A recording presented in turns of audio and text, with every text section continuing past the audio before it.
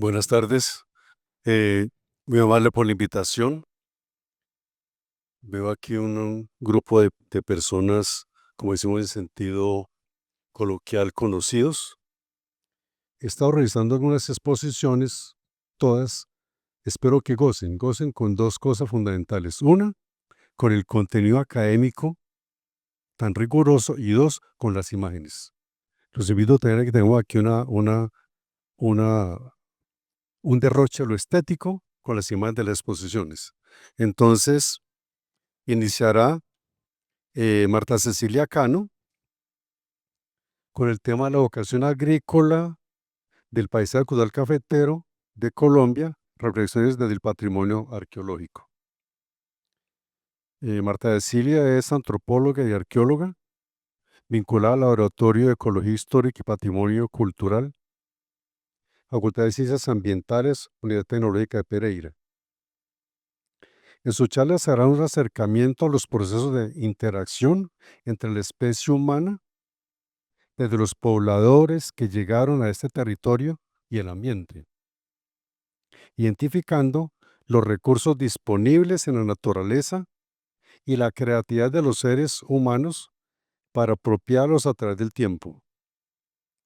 Se reconocen profundidades temporales de casi 13.000 años de antigüedad de ocupación humana, con énfasis en el uso de recursos vegetales, pasando por procesos del cuidado de plantas útiles hasta llegar a la consolidación de la etapa agrícola. Miles de años después, la llegada del café como planta foránea se ubica en un ambiente propicio, tanto desde las formaciones naturales como las prácticas culturales para un cultivo exitoso. Marta Cecilia es PhD en arqueología de la Universidad Nacional de Santo de la Provincia de Buenos Aires, bajo la dirección del doctor Christian Fabiet Dubois. Tiene más de 20 años de experiencia en investigaciones arqueológicas con énfasis en poblamiento temprano de América. Entonces le damos la bienvenida a la doctora Marta. Muchas gracias.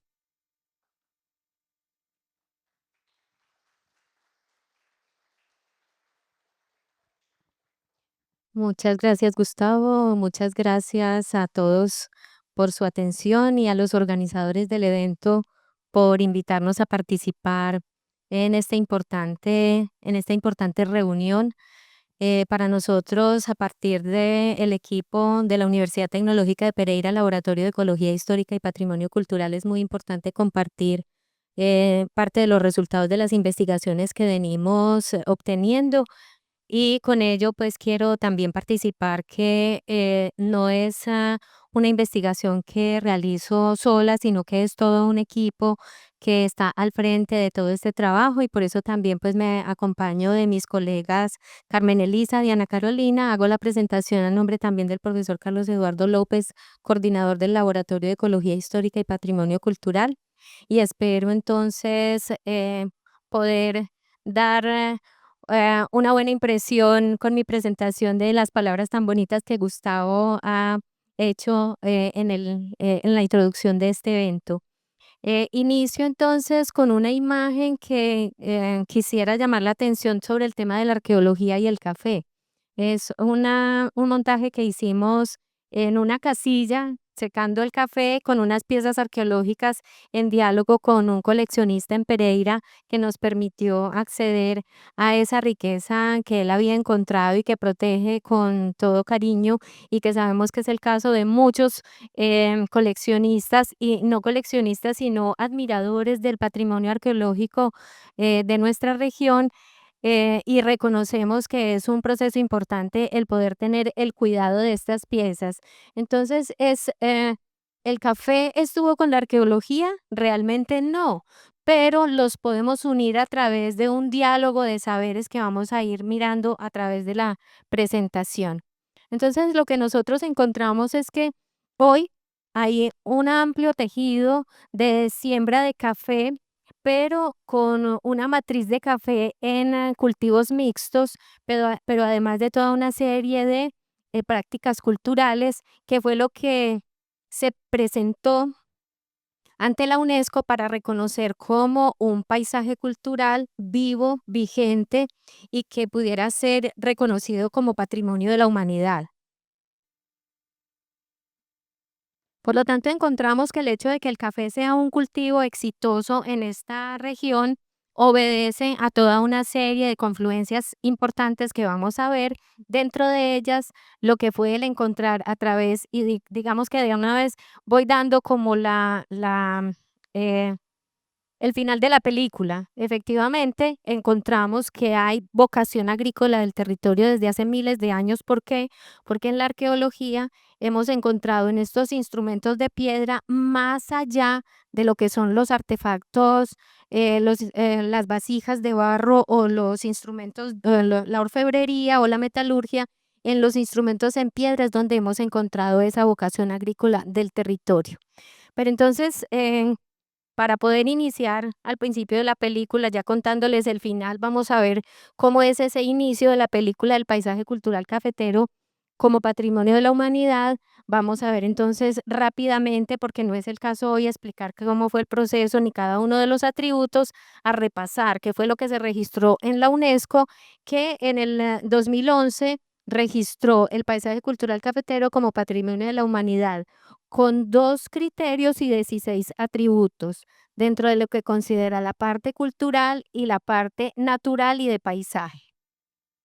Tenemos entonces los criterios de excepcionalidad: constituir un ejemplo sobresaliente de hábitat o establecimiento humano tradicional o de uso de la tierra que sea representativo de una cultura. Son expresiones generales que los distintos aspirantes a patrimonio de la humanidad pueden acoger, y en este caso esto se ajustaba a los criterios del paisaje cultural cafetero. Y otro que se seleccionó dentro de la gama que aparece en la UNESCO es estar directa o materialmente asociado con acontecimientos o tradiciones vivas, ideas, creencias u obras artísticas y literarias que tengan importancia universal y excepcional. Cada uno de esos va a poder tener toda una explicación, que cuando tengan la oportunidad o quienes lo puedan ya tener más claro, pueden recordarlo o compartirlo con las personas con quienes pueden revisar esos criterios. Y dentro de los atributos vamos a tener una serie de atributos relacionados con el café específicamente, y otra serie de atributos que son relacionados con el patrimonio natural y con el patrimonio cultural. Y todo eso asociado entonces a este cultivo del café. Tenemos aquí algunas ilustraciones de lo que son esos valores, esos atributos de excepcionalidad, y entonces tenemos no en su orden, pero sí digamos una organización de acuerdo a lo que son aquellos que se refieren al café: café de montaña, cultivo en ladera, edad de la caficultura, predominancia del café, diversificación de cultivos, tradición histórica en la producción de café, técnicas y formas de producción sostenibles en cadena productiva del café, minifundio cafetero como sistema de propiedad de la tierra. Eso es muy importante tenerlo siempre presente, porque es una de las formas de proteger nuestro territorio: poblamiento concentrado y estructura de la propiedad fragmentada y presencia de cafés especiales. Estos son los que se refieren al café, que yo los ordené de esa manera porque quiero destacar en otro sentido aquellos que se asocian a ese paisaje cultural cafetero a través de los patrimonios naturales y los patrimonios culturales. Institucionalidad cafetera, influencia de la modernización, disponibilidad hídrica, patrimonio arquitectónico, patrimonio urbanístico, patrimonio natural, y en mi caso pues me voy a centrar en el patrimonio arqueológico. Fue una construcción muy interesante de qué es el patrimonio arqueológico en un paisaje cultural cafetero donde nuestros antiguos habitantes no cultivaban café, pero vamos a encontrar una asociación muy interesante en lo que hemos denominado la vocación agrícola del territorio.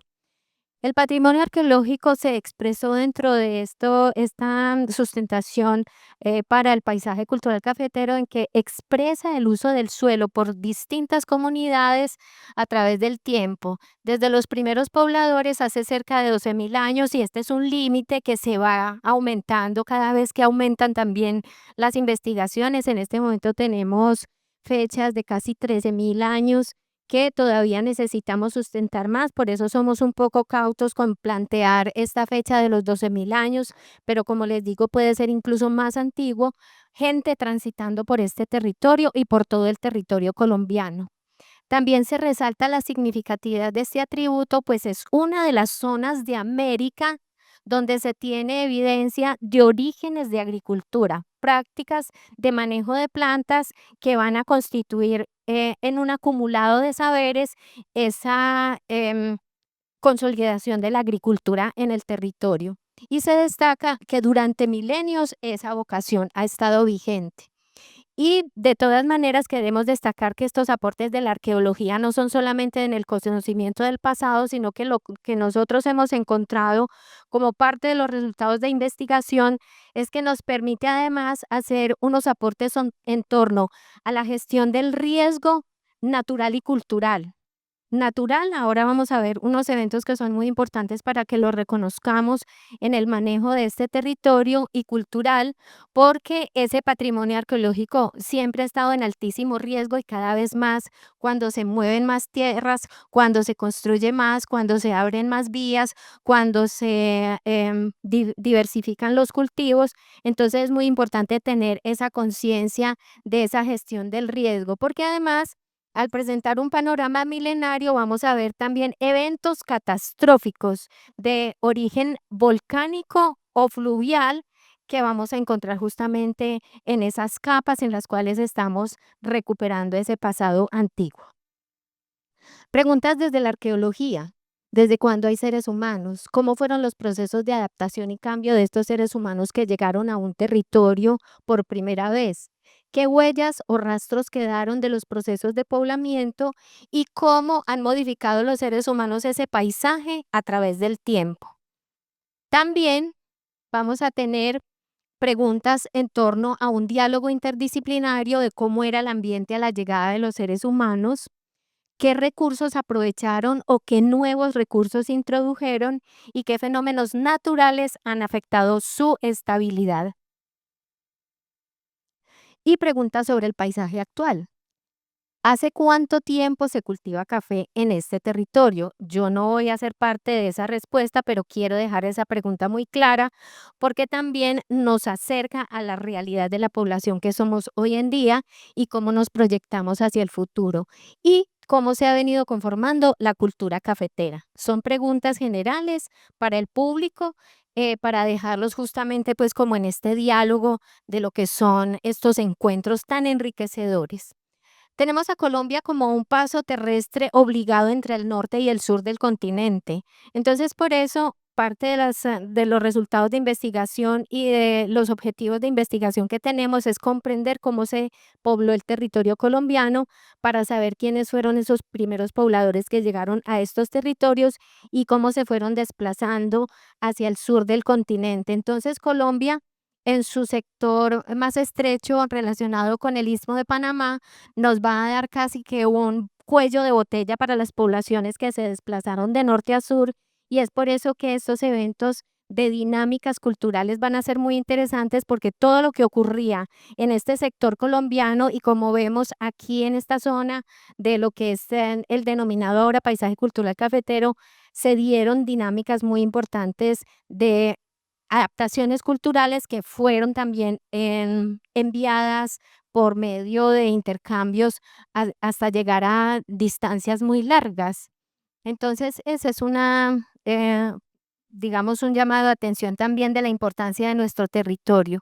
Y aquí tenemos una serie de puntos que nos están identificando algunos de los sitios arqueológicos que hemos registrado e investigado desde la arqueología, desde la ecología histórica, desde la geoarqueología y desde el patrimonio arqueológico y cultural. Entonces, nos vamos a encontrar con que hay en este segmento volcánico norte, anteriormente llamado el complejo Cerro Bravo, Cerro Machín, y ahora encontrando que ya hay otros volcanes más al norte del Cerro Machín, estamos hablando que han encontrado volcanes como el, el San Diego, el Escondido, hay otros volcanes que se están investigando en este momento, entonces más hacia el norte vamos a encontrar otros volcanes, por eso desde el Servicio Geológico Colombiano han renombrado y nos hablan del sector volcánico norte, que es el que da origen entonces a estos paisajes y fundamentalmente este abanico que es el que en este momento pues tiene unas mejores condiciones topográficas y de recursos humanos y es donde se ocupa la mayoría del territorio, por ejemplo, del Quindío, parte del Valle, parte de Risaralda, con una gran potencialidad en hallazgos arqueológicos. Entonces, por eso es que nos llama muchísimo la atención y además vamos a encontrar que esas distintas depositaciones de cenizas nos van a sepultar evidencias, tanto naturales como culturales, que nos están hablando de la línea del tiempo, de cómo fue la formación del paisaje. Entonces, en ambientes volcánicos se generan distintos productos, caídas de piroclastos, flujos de ignimbritas, de lodos, dependiendo, cada volcán también tiene como su huella digital, entonces cada uno también tiene distintas características en sus emisiones. Se dan impactos diferenciales frente a las caídas de ceniza, mientras más cerca son más gruesos los depósitos y mientras más lejos, pues es mucho más delgada la capa de las caídas. Entonces las cenizas más cerca son más arenosas y más lejos pues tienden a ser también mucho más finas. En este sector estamos en cenizas muy finas, pero los suelos están enriquecidos por esa meteorización de esas cenizas y eso va también dando esa fertilidad que hoy estamos aprovechando y que los pobladores antiguos a través del tiempo también aprovecharon como fertilidad agrícola. Y vamos a identificar aquí, por ejemplo, estos suelos oscurecidos, que es lo que llamamos los paleosuelos, y muchas veces contienen materiales arqueológicos. Esos materiales arqueológicos los vamos a fechar relativamente, por ejemplo, esta caída de cenizas, esto es en el sector de influencia del volcán Cerro Bravo, y nos vamos a encontrar entonces con esta caída de cenizas alrededor de 3.600, 3.700 años, luego esta otra caída de ceniza más o menos de 5.200, perdón, 4.200 y esta más abajo que es de 5.200. Cada una de estas capas nos va a marcar que este depósito de arqueología arqueológico es más antiguo que este depósito. Y aquí este de 3.600, 3.700 nos va a dar que esta parte superior entonces es mucho más joven de 3.700. Lo mismo ocurre acá. Cada una de estas capas, pero nos vamos a encontrar también con estos bloques. Miren, este es el tamaño de una volqueta. Miren el tamaño de uno de estos bloques de una avenida torrencial del río Chinchiná en el sector de la Florida, municipio de Villa María, en donde nos llama la atención hasta qué tanto pueden llegar a ser potentes esas avenidas torrenciales. Quienes hayan escuchado de las avenidas torrenciales del río Quindío, del río San Eugenio, en Santa Rosa, podrán dimensionar hasta qué tanto pueden impactar estos ríos. Y obviamente, pues también no podemos olvidar lo que fue la situación de Armero, en donde una roca de gran tamaño sepultó lo que fue la estación de policía en distancias grandísimas a lo que fue su punto de origen.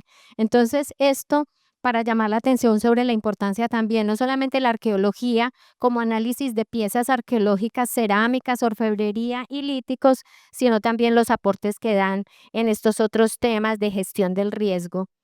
Se pueden dar entonces, se pueden desencadenar transformaciones superficiales en algunos sectores y incluso pues, se pueden desarrollar nuevos atractivos aprovechados por las poblaciones humanas. Hemos pensado desde la arqueología que estos depósitos torrenciales dejan abiertos unos corredores por los cuales las poblaciones también se pueden movilizar libremente, pero que han implicado que otras poblaciones también se hubiesen visto afectadas por esos impactos. Entonces, desde la interpretación geoarqueológica, vamos a tener los paisajes de montaña en la parte alta, el paisaje de piedemonte en las partes intermedias y en este caso llamamos la atención también lo que es todo este paisaje del río La Vieja y toda su cuenca de las zonas más bajas incluido pues su desembocadura en el río Cauca y todos los ríos aledaños. Cada uno nos va a dar un potencial distinto de material arqueológico. Y vamos a encontrar entonces cómo, para entender el poblamiento de este sector que se ha llamado la región Quimbaya, vamos a necesitar toda una suma de datos para poder verificar efectivamente en qué temporalidades estamos hablando. Esta es una búsqueda que hice para mirar qué dice Quimbaya en el buscador y entonces en las imágenes nos da este tipo de resultados. La orfebrería, la cerámica, muy fina en su elaboración y que desde la arqueología ya hemos encontrado, y por eso es tan importante dar a conocer y de pronto llamar la atención sobre lo que Gustavo nos dice, hagamos ese ejercicio de socialización, lo que nosotros hemos encontrado desde la arqueología y lo que podemos transmitir para que el público general perciba qué es ese asunto de lo Quimbaya.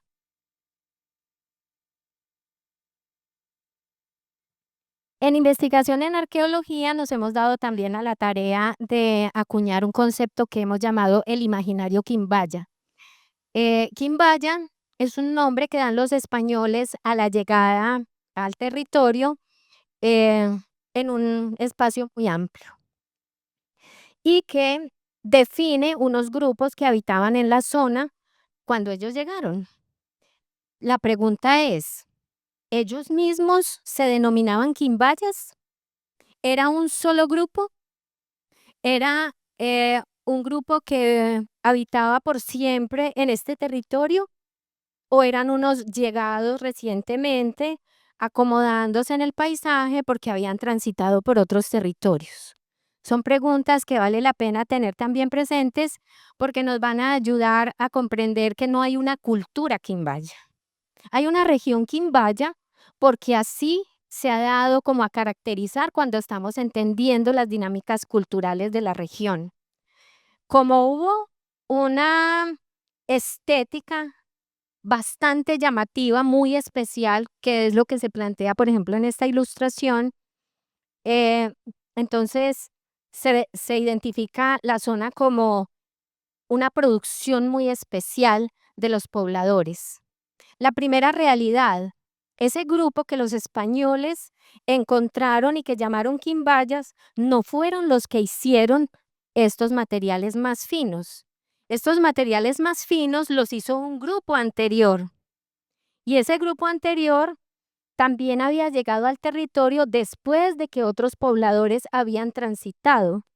Entonces, una precaución es poder diferenciar entre lo que es la cultura quimbaya y la región quimbaya.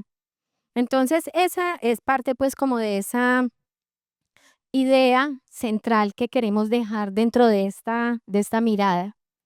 Porque entonces nos vamos a concentrar en otro tipo de evidencias culturales que no son tan bonitas, pero son las que nos van a marcar la vocación del territorio.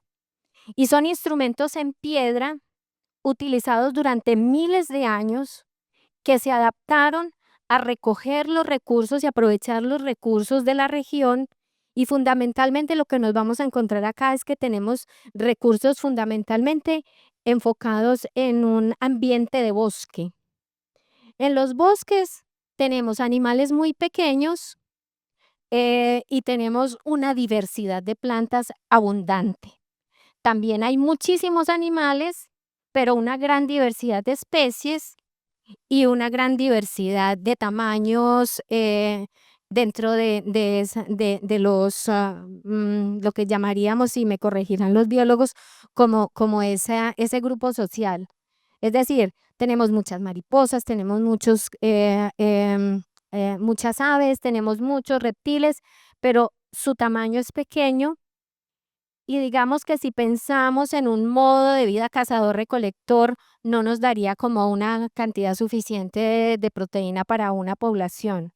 Pero teniendo una abundancia de recursos vegetales, y que los recursos vegetales son de raíz, son de frutos, son de hojas, son de tallos, son de fibras, o sea, una diversidad impresionante que no solamente es para alimentación, sino toda una subsistencia de poblaciones. Vamos a encontrar que ese potencial de plantas es la oportunidad para sostener una población muy grande.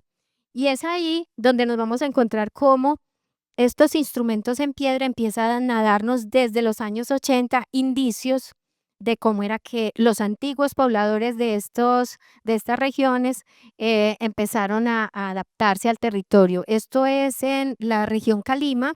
Este tipo de instrumentos se fueron encontrando poco a poco en excavaciones. En ese momento la idea era que los pobladores más antiguos de Colombia se habían ubicado en la sabana de Bogotá y eran de modo de vida cazador-recolector, porque efectivamente se encontraron restos óseos de animales extintos que fueron cazados por los seres humanos y que fueron procesados con instrumentos en piedra que se relacionaban con ese modo de vida. Pero luego hacia el occidente de Colombia y hacia el centro empiezan a encontrarse otras evidencias de otro modo de vida de adaptación. Y van a tener entonces estas antigüedades hasta de 10.000 años y más o menos están llegando hasta antigüedades de 4.000. En este caso, este 2.000 ya está relacionado con cerámica, porque nos vamos a encontrar con una diferenciación muy grande.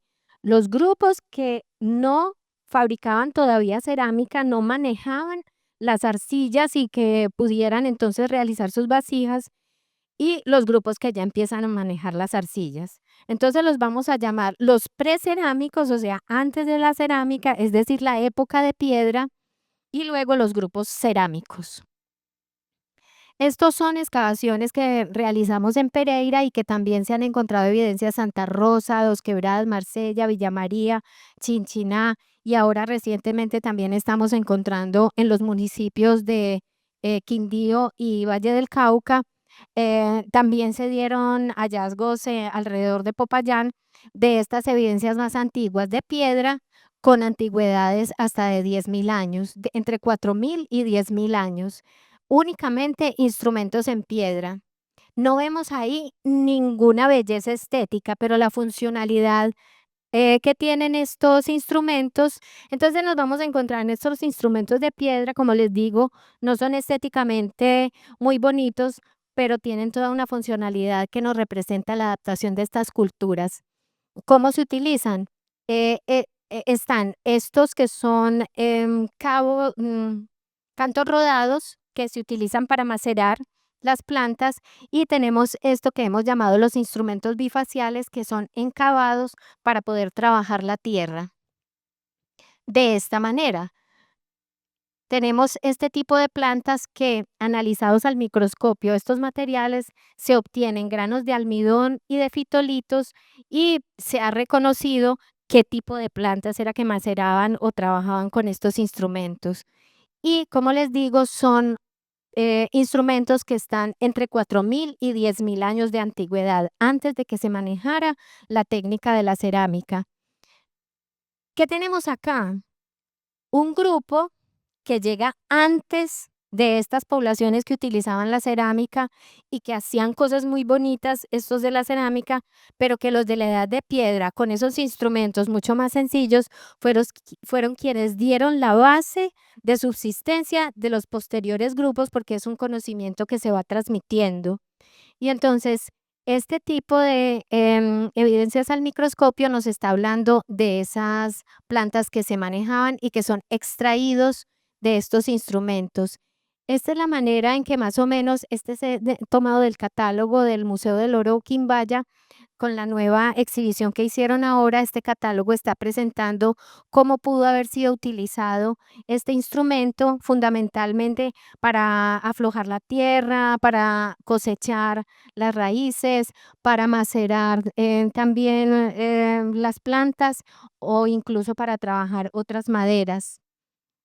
Esos instrumentos entonces ya han sido encontrados en Antioquia, Santa Rosa, y todos los otros sitios que les mencioné anteriormente, y volvemos entonces a este vulcanismo del volcán Cerro Machín, porque aquí quiero llamar la atención de ese evento de hace 3.600 años, que es el que más ha marcado pues como este fin de lo que fue la época de piedra y la época de cerámica. ¿Por qué? Porque resulta que el volcán Cerro Machín, encontrándose en Cajamarca, nos está afectando todo este territorio con la explosión de hace 3.600 años. Y eso lo hemos visto desde la arqueología, pero también en diálogo con los geólogos. Los geólogos entendieron unos procesos y desde la arqueología hemos entendido otros procesos y cuando nos juntamos para dialogar, empezamos a ver cómo hay un diálogo geología-arqueología que es muy valioso porque, por ejemplo, para el Servicio Geológico Colombiano, la gestión del riesgo es esencial. Y entonces cuando vemos que cada cierto tiempo se repiten ciertos eventos, vamos a tener la necesidad de proyectarlo hacia el futuro a las poblaciones, cómo pueden verse afectadas, que fue lo que pasó con Armero. Y aquí en este territorio hemos encontrado evidencias de caída de este volcán, em, de unos impactos que son muy importantes. En Pereira, sobre todo, tenemos estas formaciones que son mucho más suaves, que son caídas de ceniza, que no son tan impactantes. La idea es mirar aquí cómo el suelo va formándose en sus colores, se va transformando. Aquí, por ejemplo, tenemos en estos perfiles estos instrumentos que están incrustados y corresponde a esta edad de piedra antigua y cómo va cambiando de colores. Aquí, pues, digamos, hay una secuencia muy suave, pero cuando empezamos a encontrar otros sitios, vamos a ver que esta suavidad que se representa aquí también en este análisis de suelos que nosotros hacemos en el laboratorio, vamos a ver cómo hay unas partículas que son mucho más gruesas y otras que son mucho más finas, separadas entonces a través de tamices y que nos va a dar como resultado en la identificación de estos materiales que son de origen volcánico, plagioclasas, cuarzos, cristales de horblenda, biotita, y que los vamos a poder representar en cuadros y cruzarlos con las fechas de carbón 14, que en este caso vamos a llamar la atención sobre estas zonas que aparecen como en blanco, que son relativamente como una ausencia de fechas arqueológicas, porque lo que nos vamos a encontrar es que hay unos eventos de población humana sepultados por caídas de ceniza volcánica. En este caso estamos en el sector de Circasia, saliendo hacia la vía Quimbaya, en donde nos encontramos con un suelo oscurecido, con material arqueológico en piedra presente allí y que encima le cayó ceniza del volcán Cerro Machín en Circasia, saliendo hacia Quimbaya. Y esta es una caída de ceniza que no es muy fuerte, porque nos vamos a encontrar en Chagualá, donde está actualmente la estación de gasolina, Calarcá, un suelo oscurecido con una capa bastante gruesa de esas cenizas del Machín. Hemos tenido la oportunidad de hacer fechas de este material arqueológico y coincide efectivamente con una antigüedad superior a los 3.600 años. En este caso, estos materiales arqueológicos están entre 10.000 y 7.400 y esta caída de ceniza volcánica la corroboramos con los geólogos de que corresponde a la erupción de hace 3.600 años.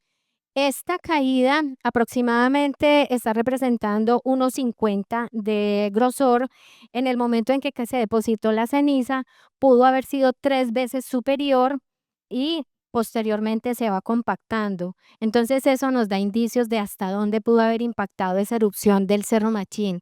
Y también lo encontramos em, con el Cerro Bravo, como les mencionaba anteriormente, el Cerro Machín 3.600 años, el Cerro Bravo 3.700 años, y así hubo una secuencia de erupciones de los volcanes. El Ruiz también tuvo una erupción y vamos a encontrarnos entonces con estos eventos torrenciales. Este evento torrencial de hace aproximadamente unos 5.000 años, pero este evento torrencial que es de la intersección de la variante La Paz de Chinchiná, sepultó la población con cerámica de tipo quimbaya clásico, es decir, el marrón inciso, hace 1.800 años. Entonces ahí es donde tenemos esa otra mirada de ese otro potencial. Entonces, Volviendo al uso de las plantas, el uso de las plantas ha sido persistente en el tiempo. Estas son algunas de las plantas que todavía se siguen cultivando: achira, sagú, tenemos el maíz, el frijol, y llegamos entonces como el café llega como a posicionarse como producto nacional y como legado patrimonial. Este es un homenaje a mi papá, gran cafetero, que ya nos faltó, pero seguimos cultivando la tradición. Y tenemos entonces otros instrumentos que también nos van a hablar de otro modo de vida que todavía hay que explorar mucho más, de el manejo de animales. Las puntas de flecha, en este caso, pues vemos algunos instrumentos que se han identificado con cacería de animales y procesamiento, que todavía falta por explorar más. Esta punta, por ejemplo, se encontró en Montenegro, Quindío, está en el aeropuerto del Café en Palestina, estas dos en el Edén, en, y tenemos este hallazgo de restos óseos en el río Cauca, en la zona de Toro Valle, y el más reciente en Quinchía, los restos óseos de un mega mamífero que se encontraron en Quinchía, Risaralda. Y eso cruzado entonces con las evidencias que tenemos de los volcanes y de la arqueología nos va a dar esta línea del tiempo. Hace 10.600 años más o menos, antes del presente, tenemos certeza de que había población humana, pero hace 3.700, 3.500 años hay erupciones que separan el modo de vida de esas primeras poblaciones, y luego llega una población con manejo de cerámica, orfebrería y otras tecnologías. Viene luego unas avenidas torrenciales entre hace 1.500, 1.200 años, la población se va y luego vuelve otra población prehispánica, que es la que se encuentra con esta conquista española. Y enseguida pues viene todo este proceso histórico que ya nos es más familiar y que nos pueden seguir ayudando los historiadores a comprender mejor. Y para finalizar, entonces, unos elementos de arqueología aplicada para llamar la atención también cómo aquí en Caicedonia se pueden apropiar creativamente de ese patrimonio. Esta es la exhibición que tenemos en la Universidad Tecnológica de Pereira, que también hace parte de un diálogo de saberes con la recuperación de saberes tradicionales, en este caso en la página del Mercado Agroecológico de la Universidad Tecnológica de Pereira. Y finalizando, vamos a encontrar cómo el Museo Quimbaya se apropió de esa historia del manejo de plantas, haciendo una exhibición en vivo de un jardín arqueobotánico que está representado en esto. Plantas milenarias que crecen, es un jardín dinámico, es un jardín que está permanentemente en producción. Hay quienes van, lo cuidan, cosechan, hacen talleres de producción de productos con este tipo de plantas, y entonces allí hay una representación de muchas de las plantas y aunque no todas, entonces es una invitación. Y hablar de que la arqueología y el ordenamiento territorial son parte esencial de esa gestión del territorio. Esta es la página del ICANN con los sitios que tiene registrados. Aquí, por ejemplo, aparecen 62 sitios en este punto de influencia de Caicedonia, aquí 212 en el Quindío, 173 en Risaralda, etcétera, que es donde nos apropiamos para poder tener la base de ese ordenamiento territorial que más tarde pues nos van a comentar. Algunas de las publicaciones que tenemos, una búsqueda en los buscadores de internet del Laboratorio de Ecología Histórica y Patrimonio Cultural sobre estos temas, incluido el tema de paisaje cultural cafetero. Y finalmente, pues invitarlos, por ejemplo, en este caso, en el 2020 el ICIBA hizo un ejercicio muy importante de divulgación en línea de diversas investigaciones en Colombia en su página de patrimonio, ICIBA Patrimonio Vital. Invitarlos a que puedan consultar esta página. Y algunas ideas. La fertilidad de los suelos en la región ha permitido una diversidad de adaptaciones culturales relacionadas principalmente con plantas. La capacidad ambiental ha albergado por milenios una alta gama de adaptaciones culturales. Los aportes de los volcanes, el clima, la biodiversidad y los seres humanos al territorio han consolidado un proceso adaptativo. Parte de ese resultado es lo que hoy conocemos como paisaje cultural cafetero. Tiene una historia larguísima detrás. Y finalmente, la sustentabilidad del patrimonio depende de todos los ciudadanos, no solamente del gobierno, no solamente del Estado, todos los ciudadanos somos custodios de ese patrimonio de la nación. Muchísimas gracias.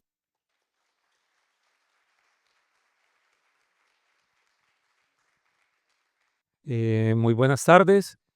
Qué bueno tenerla por acá, doctora Marta Cecilia.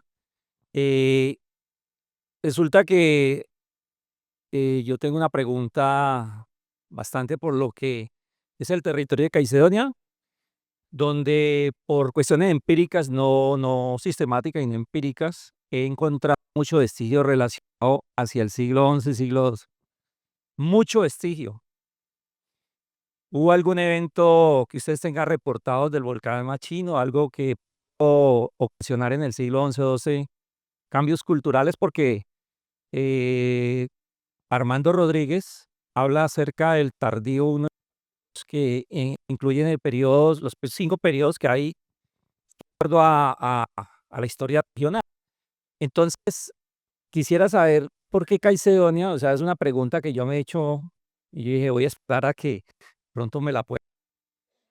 Como es esa cantidad de vestigios del Cauca medio, pero o sea, casi que por cualquier parte donde pasa, los vestigios que se han encontrado de manera fortuita o ilegal o lo que sea, como que hacen parte de ese periodo. Eh, no sé por qué tanta densidad.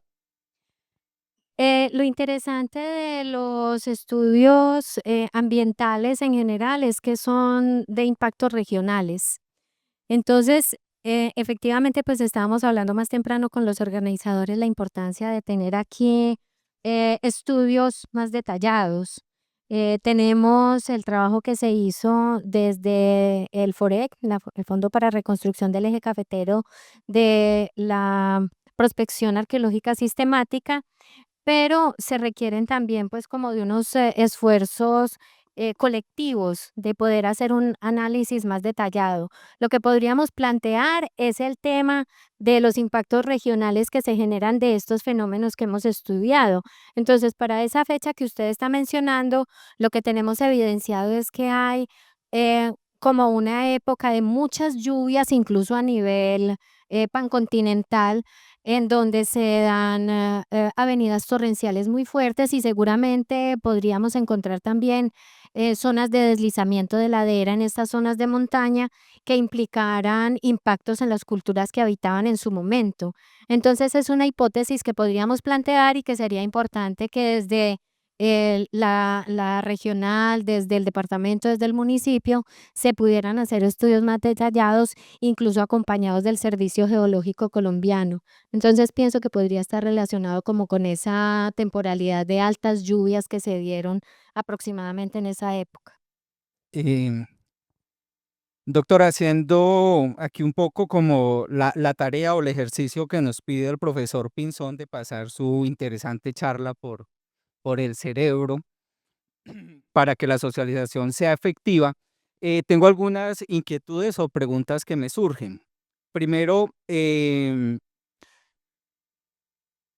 bueno, ¿cómo diferenciar social y como modelo de producción la agricultura? Porque su charla nos deja en el ambiente como que existe una sola agricultura, ¿sí?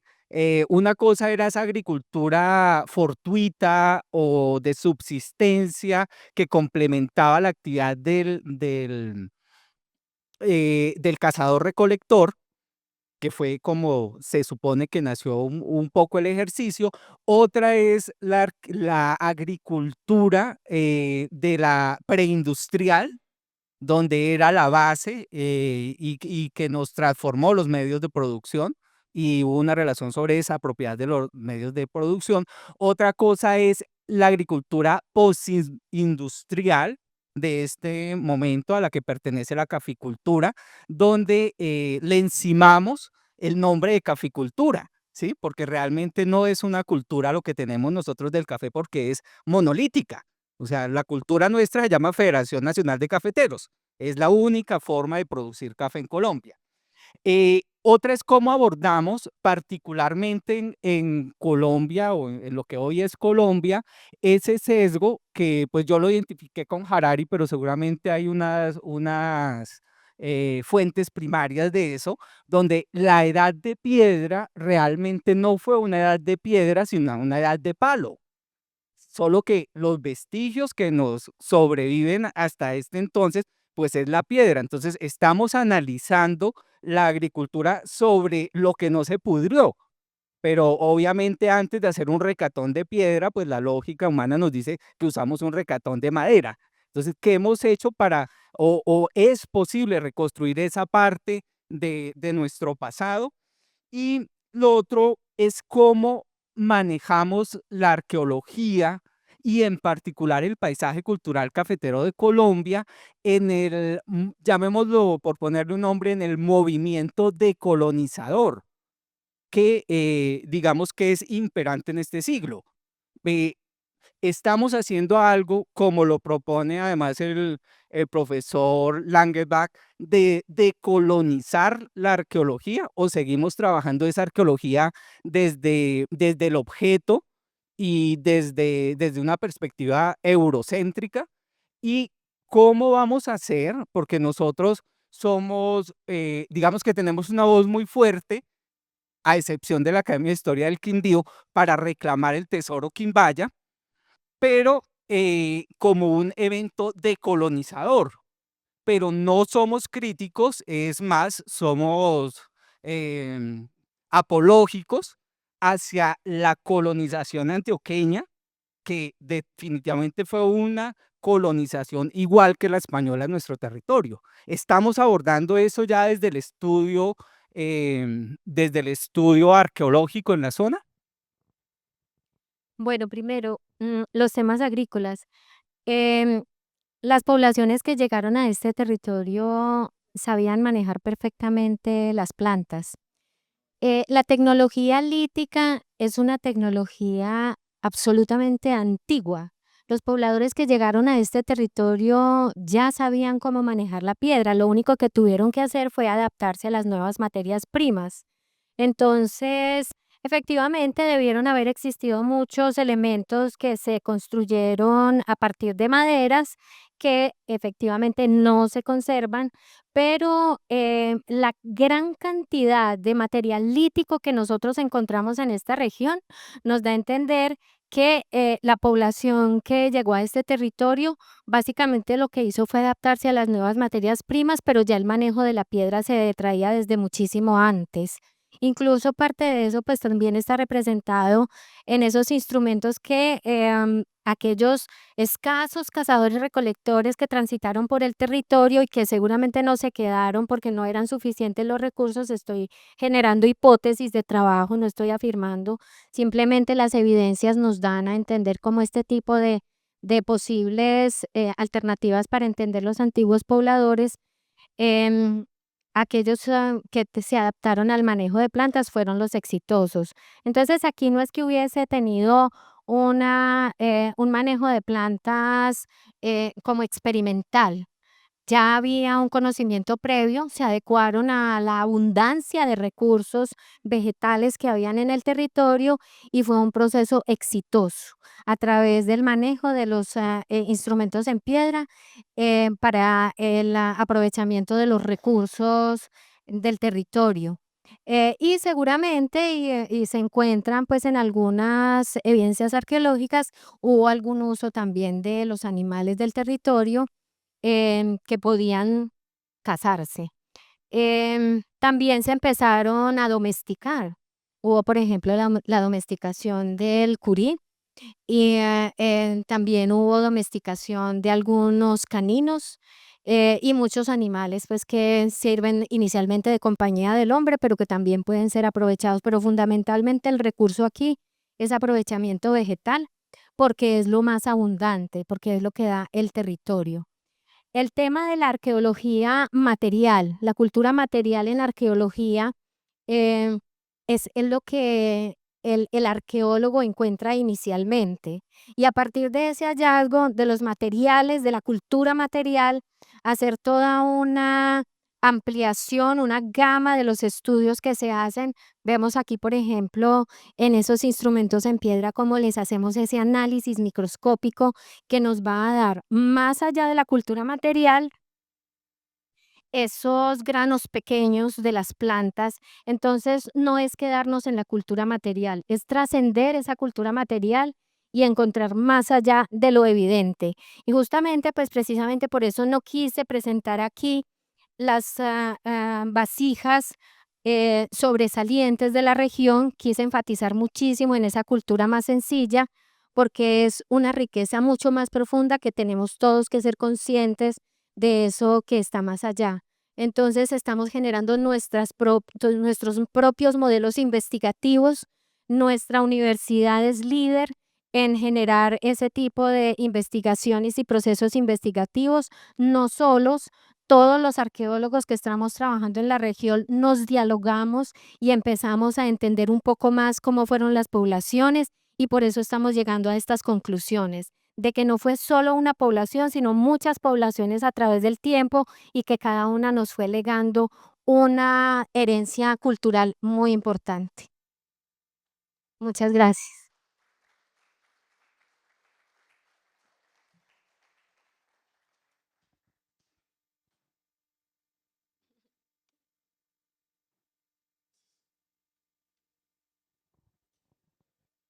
A marcar aquí unos puntos de la exposición de Diego Martica, porque somos amigos hace muchos años, con Carlos, su esposo también, con Martica, y es lo siguiente.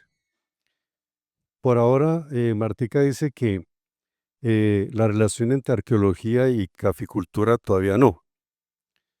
Ahí hago una invitación a los arqueólogos para que inicien, no sé si algunos ya no lo han iniciado, para que iniciarlo desde ya, queridos antropólogos y arqueólogos, una arqueología derivada del cultivo del café. Vea, cuando vienen extranjeros, yo aprendí mucho de los extranjeros que vienen ahora estos del país y me dicen, Gustavo, ¿por qué no a una finca y las máquinas viejas ya las botaron? ¿Dónde está la fumigadora antigua? ¿Dónde hay ejemplos de cómo fueron los primeros acueductos con canales de Guadua? Entonces, algo así como si tuviéramos una actitud un tanto vergonzante por lo antiguo y nos ascribimos siempre a lo moderno. ¿Dónde está la máquina de pilar antigua? El primer motor de gasolina, luego el eléctrico, cómo se pasa al Becolsub. Esos son elementos no solo de la producción, te decía muy interesante hacer estudios de los elementos domésticos de las viviendas, ¿no? Los muebles, por ejemplo, los garabatos de palo en los que cuelgan las ollas con unas señoras de fincas de tradición campesina. Eso es un llamado que me parece que vale la pena, con una línea de investigación muy importante que debe emprenderse ya. Yo no soy arqueólogo, yo lo puedo hacer, pero cualquier arqueólogo les invito a que piensen en temas de investigación como eso. Muy bien. Otro punto fundamental, Martí habla de los atributos y planteó 16 atributos. Antes de los atributos, quiero referirme a un criterio de UNESCO, criterio quinto, para plantear lo siguiente. UNESCO no declara un sitio porque sea perfecto. Lo declara porque tiene una gran cantidad de producciones culturales muy importantes que hay que mantener, hay que preservar. Incluso, ese criterio no encontré aquí la cita, dice que ante todo, si son vulnerables por cambios irreversibles en el tiempo y el manejo de los territorios. Eso es UNESCO con el criterio quinto. Entonces la gran pregunta es, ¿qué ha pasado con el paisaje cultural cafetero? Yo inmediato aquí tengo el listado, por ejemplo, de las veredas del paisaje cultural cafetero de Caicedonia. Aquí las tengo. Un momento. Paraíso, Limones, La Suiza, La Delfina, El Salado, El Crucero, Campo Azul, Burila, Auris. Tiene más veredas que Calarcá. y que Montenegro, Caicedonia. Entonces, invito a que son 17 atributos, 16 atributos de los cuales, como leyó Martica, se pusieron cuidado de los cuales 11 corresponden a caficultura. Es un paisaje agroproductivo. La gran pregunta es, cuando nosotros hicimos el trabajo de investigación, la unidad de análisis fue la vereda, no la finca. Y nuestras grandes amigas muy juiciosas, Carolina, tan querida y Diana, la unidad de análisis fue una vereda que tuviera mínimo 60% de café, y además de los atributos que mencionó Martica. La gran pregunta ahora es, ¿esas veredas se mantienen así? Que viven en Caicedonia. Bueno, que no.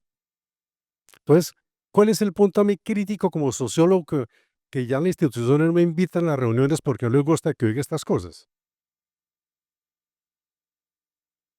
El paisaje cultural cafetero en la actualidad está siendo dominado por una burguesía agraria nacional e internacional para quienes el territorio es un recurso económico, no un patrimonio. El patrimonio es solo para los pequeños y medianos propietarios cafeteros que viven en las fincas y tienen la mayor parte de atributos que hemos mencionado, perdón, que lo mencionó Martica en la exposición y que alguien, si los quiere, puede consultarlos. Creo que tengo muchas cosas para decir, pero bueno, hasta ahí dejo lo de exposición de Martica para no alargarnos. Gracias.